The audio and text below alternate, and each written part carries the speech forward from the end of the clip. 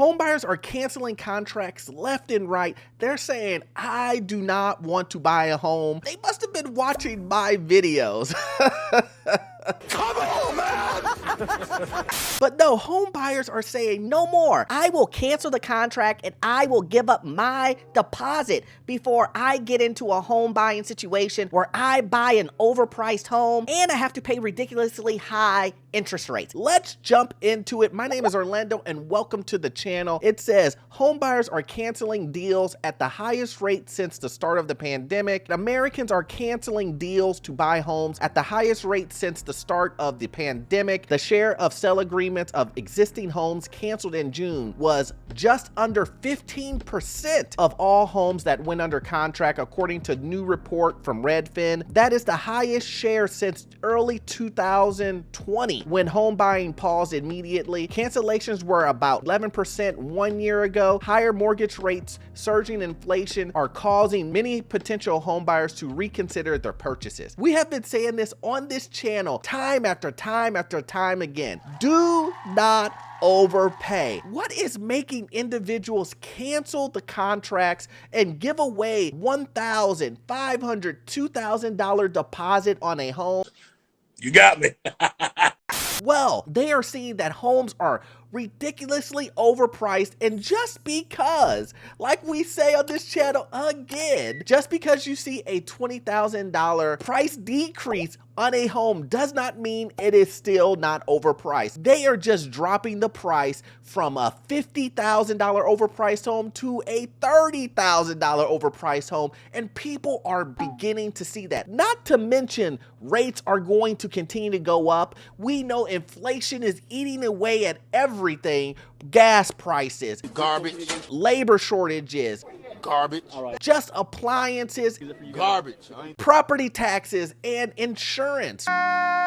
All of those things are things that you are going to have to get. Those are immediate needs for buying a home. And with those prices continue to go up, up, and up, what other choice do you have other than to pull out of a deal after you think about it, or maybe after you watch my video? But once again, 82% of you guys watching this channel have not subscribed. What are you waiting for? Hit that subscribe button. I give some great valuable information on this channel, but let's jump back into it. It says an average rate on a 30-year fixed mortgage started this year around 3% and then began rising steadily. It briefly shot above 6%. It actually got to 7%, guys, in mid-June, before settling in the narrow range of 5.75% now, according to Mortgage News Daily. Now, I want you guys to really listen to this. Higher mortgage rates have also caused some borrowers to no longer qualify for the loans that they want. Lenders generally use a front-end debt-to-income ratio of about 28% as the ceiling for home loans. The cost of owning a medium-priced home in the second quarter required 31.5% of average U.S. wage,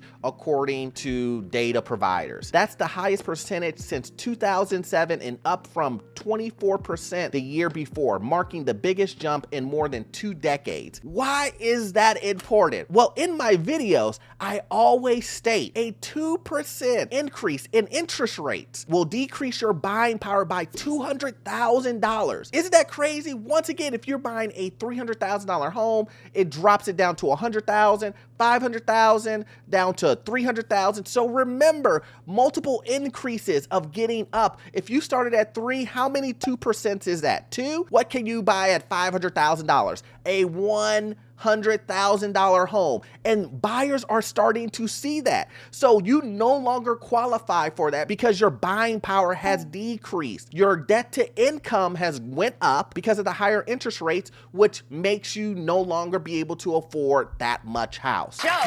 And he would then share.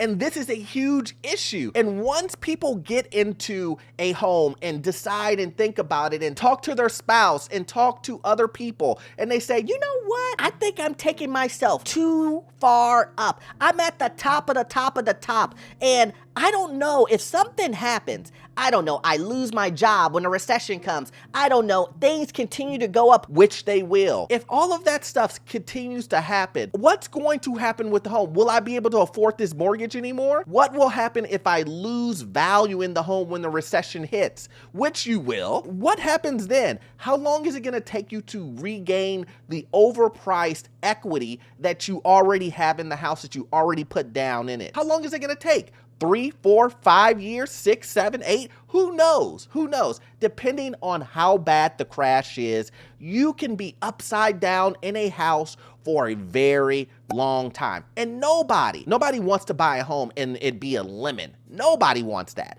And that's what you're gonna get. You can get a big old lemon, a big lemon to make some lemonade, because that's about all you're gonna be able to do until 5 to 6, 7, 8 years later when you can get that equity back. But who knows, at the end of the day, if you would have waited and stayed and kind of saw where things were gonna go, you could have came in and bought at an affordable price and not had these issues. Let's continue on. Buyers are also seeing the once red hot market turn around quickly and dramatically. They may no longer see the urgency in bidding for a home that they might feel depreciates in the coming year. What? Come on, I just said that. And you can go back and watch my videos and I say the exact same thing. So it sounds like people are catching on to a message, right? That why buy these homes and you don't know what's going to happen? You can go ahead and risk everything and lose everything, right? Now let's see what a realtor has to say. It says buyer's remorse and cancellations short after contracts are increasing. Builders state buyers are nervous about a potential recession, struggling to get comfortable with higher payments, are expecting home prices to decline. In mid-June survey, she continued to see cancellations on the rise. Now even realtors are like, hey, something's different here. We're not having enough bids coming in. We had a bunch of people coming in and giving, multiple bids. Now no one is showing up. Now all of a sudden we're getting 1 to 2 bids on a home when we used to get 20 on a house. And then some of those people are actually canceling, or all of those people are canceling their contracts and saying, I will take the hit. Now here's the funny thing about that. Sellers are getting nervous on that too, because sometimes you can see that a property was put onto the market and then it came back on the market. So a lot of times buyers look at that and go, what's going on with this home? Why did it come on the market, stay pending, and then come back on the market, stay pending again, and then come back on the market? That tends to make buyers cautious and think to themselves, there has to be something going on with this house. Maybe I will give a lower bid than I normally do. But like I said, the biggest thing about this is buyers are wising up and they're understanding what's coming. We just saw the inflation rates of 9.1% in that CPI report telling us that it's only going to get worse. And yes, are gas prices going down? Yes, they are. Yes, they are. But inflation is still wreaking havoc.